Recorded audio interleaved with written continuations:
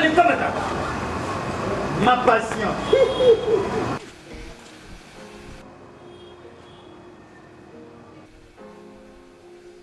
Vile loin. Mbudi. Yo sakananga. Na nini? Yo kamata anga bolole. Oh. Yo silisaki musala na yo lokola cadre. Et comme on a ta pension, oyo na nga enveloppe lokola huissier. Na ninga kuna bua kisanga sundula bango kuna. Obua kisango. Nandenge ni. Boy. Yo. Est-ce que oyebaka montant cotisation nini patron na yo azako chelo na CNSS? Bon, a déclaré on a grade ni. Ngone yep. Hey.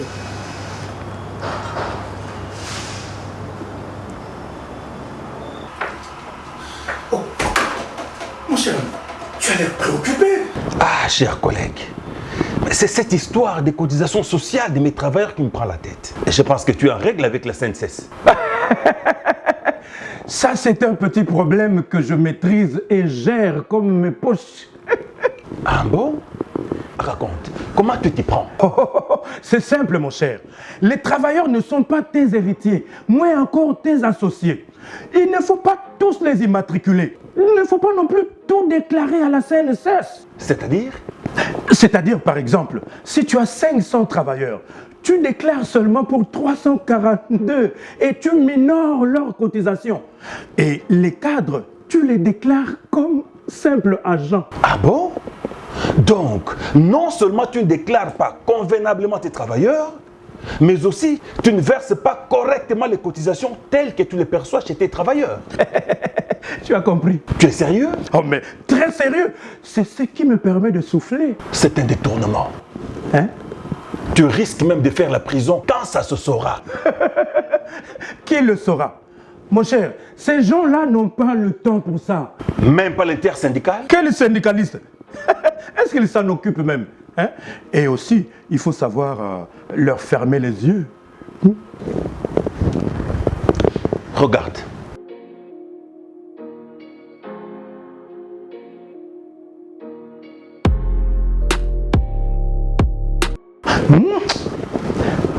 Simple intimidation. Mon ami, autre temps, autre mœurs. La CNSS bénéficie désormais de l'appui de certains services de l'État tels que l'IGF et les parquets qui ont le pouvoir de constater et de réprimer les infractions conformément aux dispositions pertinentes des articles 128 et suivants de la loi numéro 16/009 du 15 juillet 2016 fixant les règles relatives au régime général de sécurité sociale. Avec tes mauvaises pratiques, tu risques d'être sanctionné en payant de fortes amendes et pénalités pour détournement, entre autres. Tu es sérieux? Très sérieux. Il faut arrêter avec ces pratiques criminelles qui ne permettent pas aux travailleurs de jouir de leurs allocations familiales et de bénéficier d'autres prestations adéquates au moment de leur retraite. Merci, mon cher. Ah ouais, IGF a côté ma camboyo, n'a parqué. Pardon. Je dois tout régulariser. Tu as intérêt. Merci, hein, merci. Patron Zandoki. Mbudi, patron Bomingai. Eza kaka patron na bino te. Na ba syndicaliste na bino. Po bango ni baza sansa kolandela vie ya basali. Mais baza complice. Et c'est ngel to dénoncer bango bakende bolo. Bakende Mbudi, bakende. Bon. Franc. Chers employeurs assujettis de la CNSS, régularisez votre situation auprès des centres de gestion de vos ressorts.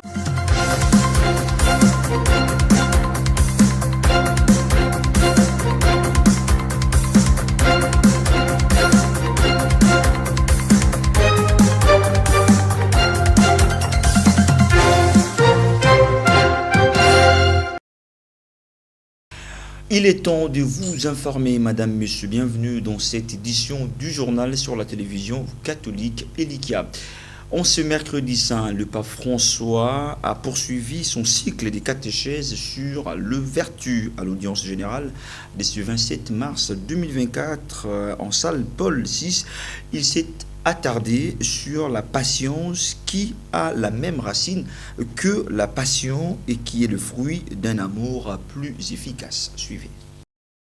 Prévue initialement au Place Saint-Pierre, cette audience générale a été déplacée en salle Paul VI à cause de la pluie qui tombe sur Rome. Vous serez un peu les uns sur les autres, mais au moins vous ne serez pas trompés, a tenu à expliquer le pape François qui a lu lui-même sa catéchèse. En cette semaine sainte, la patience apparaît comme la vertu principale, celle que Jésus a démontrée lors de la passion, en acceptant avec douceur et mansuétude d'être arrêté, giflé, injustement condamné, précise d'emblée le pape François. Jésus pardonne et offre la miséricorde à ceux qui lui crachent dessus, qui les chargent de la croix, qui les provoquent et qui les clouent au bois. Il ne s'agit pas d'une résistance stoïque à la souffrance, mais du fruit d'un amour plus grand. Cette patience, c'est pour saint Paul la première qualité de la charité, indique François. Ce n'est pas une nouveauté alors, puisque ce concept est souvent présent dans la Bible.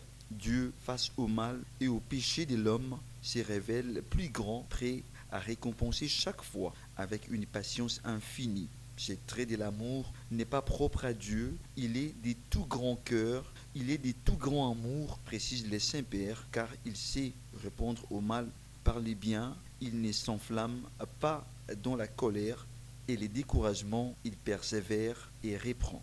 Le meilleur témoignage de l'amour du Christ est ainsi de rencontrer un chrétien patient, estime l'évêque de Rome, qui pense aussi aux pères et aux mères et aux ouvriers, aux médecins, aux infirmières et aux malades qui chaque jour, dans l'ombre, gratifient les mondes d'une sainte patience. Cependant, reconnaît le pape François, nous manquons souvent de patience, or nous en avons besoin comme d'une vitamine essentielle pour vivre. Parlons politique dans cette édition du journal pour matérialiser la vision novatrice du président de la République, Félix-Antoine Tshisekedi Tshilombo, dans les secteurs des handicaps, à savoir l'inclusion sociale de la personne vivant avec handicap. Le Premier ministre Jean-Michel Sama-Lukonde Condé a signé le décret numéro 24/22 du 7 mars 2024 fixant les modalités d'application de la représentation des personnes vivant avec handicap dans les institutions.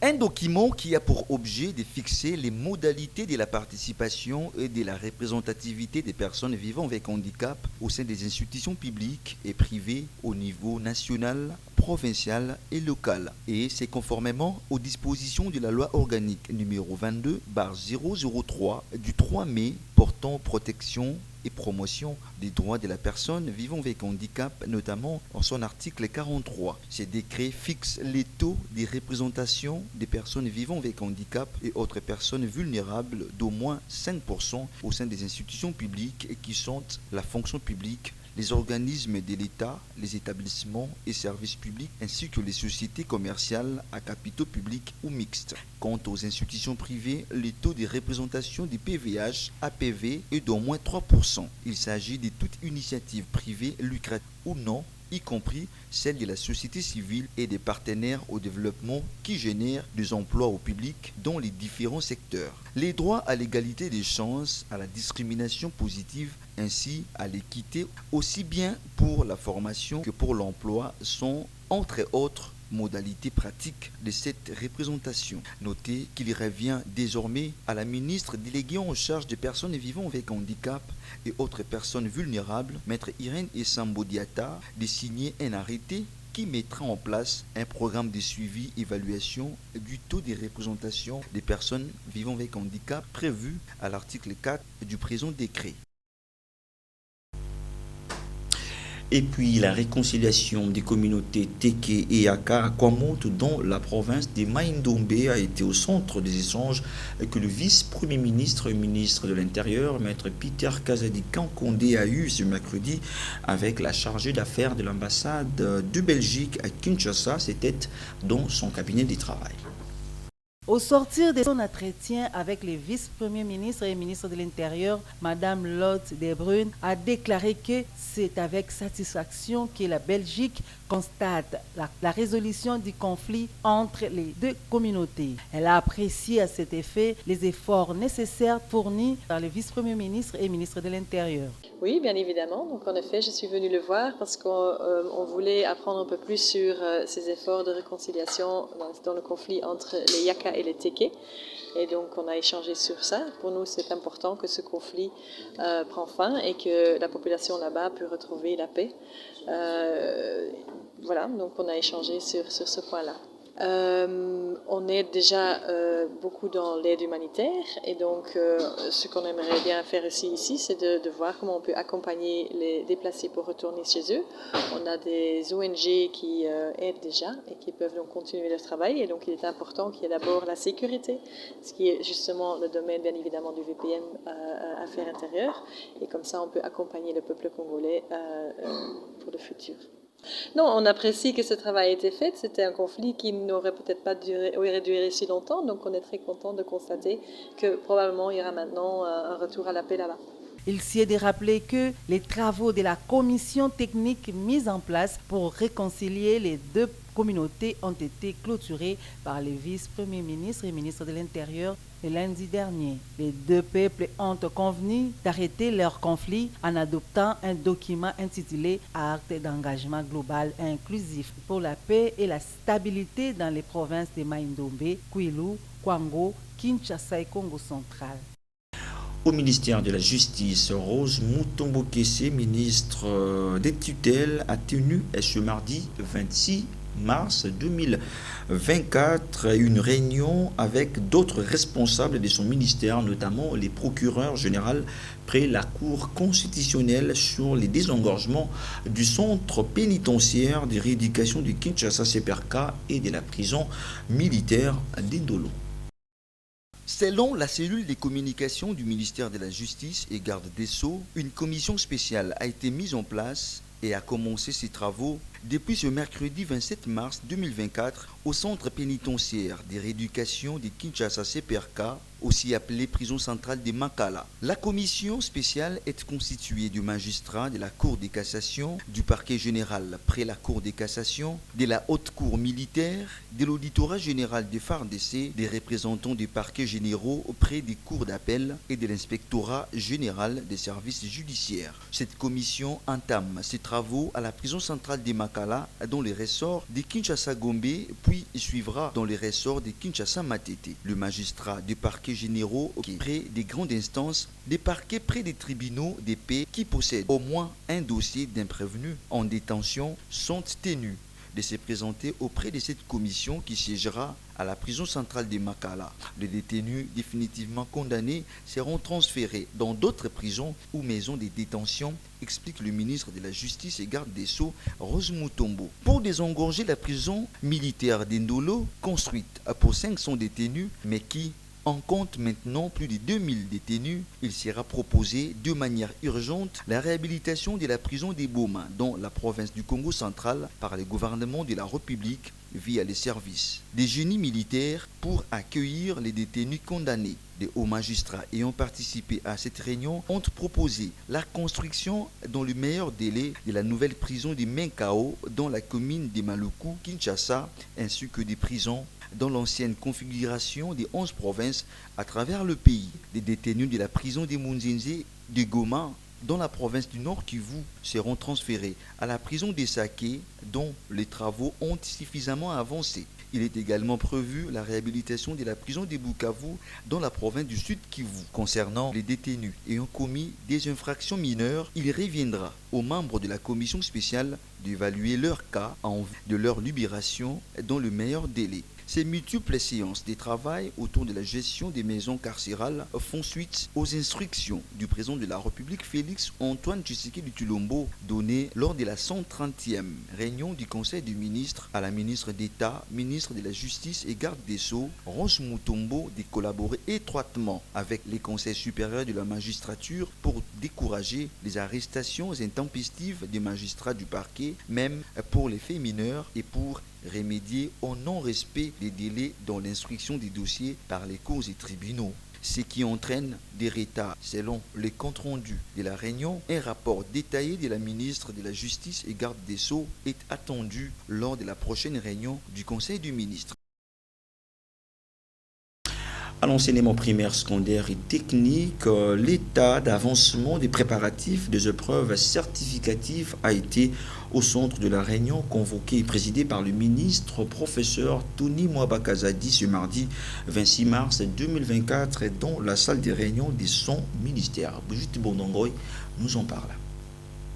Le professeur Tony Mwaba Kazadi a tenu à s'enquérir auprès de l'inspecteur général de l'enseignement primaire, secondaire et technique qui était entouré de tous ses collaborateurs, inspecteurs généraux, adjoints chargés des évaluations, examens d'État, TENASOS et TENAFEP, en présence de la commission technique sur l'état d'avancement des préparatifs des épreuves certificatives, les difficultés rencontrées et les défis à relever. Prenant la parole et complété par ses collaborateurs, l'inspecteur général de l'EPST, Jacques Odiamusungai, a indiqué que les préparatifs vont bon train en dépit de quelques difficultés d'ordre matériel avec les fournisseurs qui tardent le pied pour agir suite aux factures antérieures non honorés à ces jours par l'État congolais.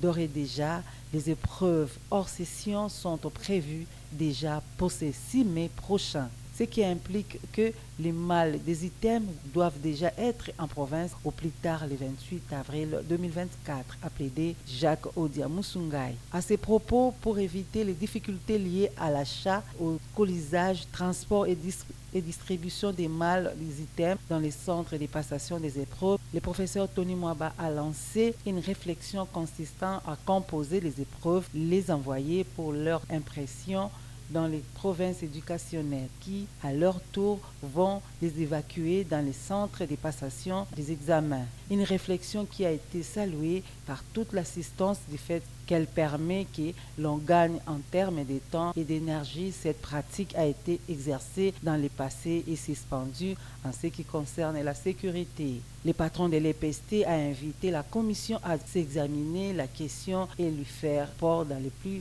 brefs délais. Immédiatement après cette réunion, le ministre de l'EPST s'est porté à l'imprimerie de l'EPST pour s'enquérir de l'évolution des compositions, conservation, colisage des épreuves certificatives.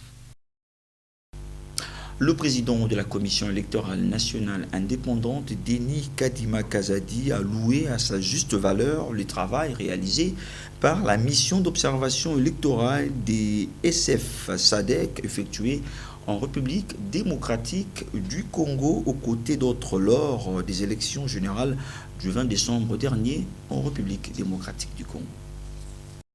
Porté par ses pairs à la vice-présidence de cette organisation il y a 2 ans, le numéro 1 de l'instance en charge de l'organisation des élections en RDC s'est réjoui d'accueillir la réunion du comité exécutif de l'ESF-SADC qui a ouvert ses travaux lundi 25 pour les clôturer jeudi 28 mars 2024 à Hilton Hotel. Le président de la CENI a reçu par la voix de la secrétaire générale Hilda Modizane du Botswana, les félicitations de membres de l'ESF-SADC pour avoir mené à bon port les scrutins combinés du 20 décembre 2023. Prenant une part active à la veille de la clôture de ces assises, Denis Kadima Kazadi a noté avec satisfaction les observations faites notamment par la mission d'observation électorale de l'ESF-SADC pour améliorer dans certains domaines le système électoral en République démocratique du Congo. Non sans avoir informé l'assistance des préparatifs engagés pour l'élection imminente des gouverneurs, vice-gouverneurs et sénateurs que la CENI se prépare à organiser en exécution de son calendrier électoral. SF-SADC, c'est le forum des commissions électorales des pays de la SADC qui en compte 15. L'année dernière, cette institution a célébré son quart de siècle à Cape Town, Afrique du Sud. Le président de la CENI a réaffirmé l'engagement de son équipe à poursuivre sur cette lancée, tenant compte des observations qui ont été prises en compte en vue d'améliorer ce qui peut être dans certains domaines. SF-SADC est une organisation regroupant les commissions électorales des 15 pays de la SADC suivant Angola, Botswana, Zanzibar, RDC, Lesotho, Mozambique, Zimbabwe, Malawi, Maurice, Namibie, Seychelles, Afrique du Sud, Eswatini, Tanzanie et Zambie, qui participent activement aux efforts de collaboration pour renforcer les processus électoraux et promouvoir la démocratie. Dans l'actualité, la Cour militaire a accordé ce mercredi 27 mars 2024 la liberté provisoire à Salomon Kalonda Idi, conseiller spécial de l'opposant Moïse Katumbi Chapwe, président du parti politique Ensemble pour la République. Rappelons que Salomon Idi Kalonda a été arrêté le 30 mai dernier à l'aéroport international d'Ndjili. Il est poursuivi pour détention illégale d'armes à feu et des munitions de guerre, l'incitation des militaires à commettre des actes contraires à leurs devoirs et discipline, ainsi que d'atteinte à la sûreté de l'État. Par cette note s'achève cette grande édition du journal réalisée par l'ensemble de la rédaction, réalisée par Patrick Pitra. Mesdames et messieurs, merci à vous de l'avoir suivi.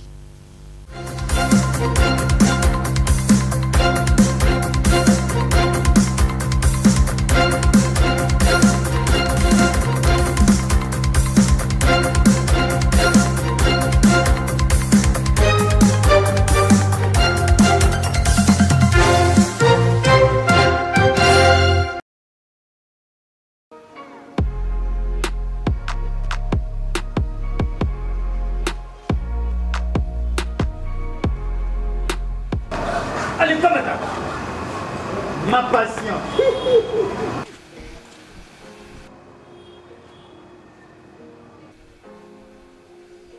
Vile loin. Mbudi. Yo sakananga. Na nini? Yo kamata anga bolole. Oh. Yo silisaki musala na yo lokola cadre. Et comme on a ta pension, oyo langa enveloppe lokola huissier. Na ninga kuna buak sangna sundula bango kuna. Obuak sango. Nandenge ni. Boy. Yo. Est-ce que oyebaka montant cotisation nini patron na yo azako chelo na CNSS? Bon, a déclaré on a grade ni. Ngone yep. Hey.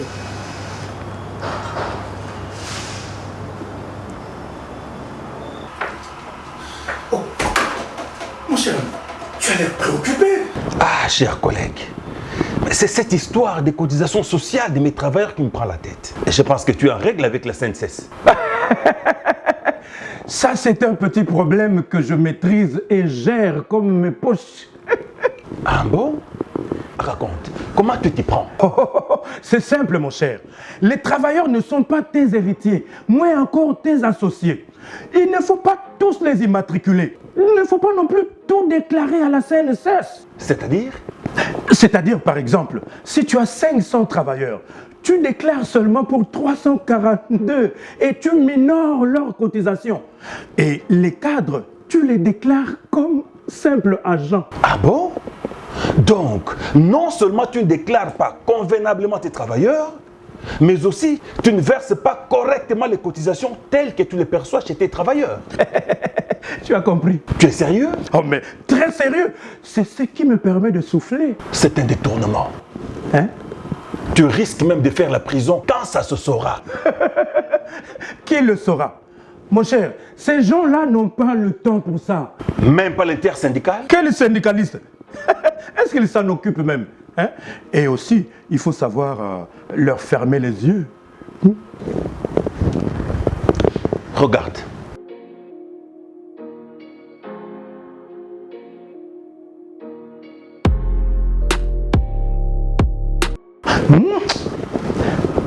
Simple intimidation. Mon ami, autre temps, autre mœurs. La CNSS bénéficie désormais de l'appui de certains services de l'État tels que l'IGF et les parquets qui ont le pouvoir de constater et de réprimer les infractions conformément aux dispositions pertinentes des articles 128 et suivants de la loi numéro 16/009 du 15 juillet 2016, fixant les règles relatives au régime général de sécurité sociale. Avec tes mauvaises pratiques, tu risques d'être sanctionné en payant de fortes amendes et pénalités pour détournement, entre autres. Tu es sérieux? Très sérieux. Il faut arrêter avec ces pratiques criminelles qui ne permettent pas aux travailleurs de jouir de leurs allocations familiales et de bénéficier d'autres prestations adéquates au moment de leur retraite. Merci mon cher. Ah ouais, IGF a côté ma camboyo, n'a parqué. Pardon. Je dois tout régulariser. Tu as intérêt. Merci, hein, merci. Patron Zandoki. Mbudi, patron Bomingaï. eza kaka patron na bino te na basyndicaliste na bino po bango nde baza sansa kolandela vie ya basali me baza complice esengeli to dénonce bango bakende boloko Bakende, Mbudi, bakende. Bon, franc. Chers employeurs assujettis de la CNSS, régularisez votre situation Auprès des centres de gestion de vos ressorts.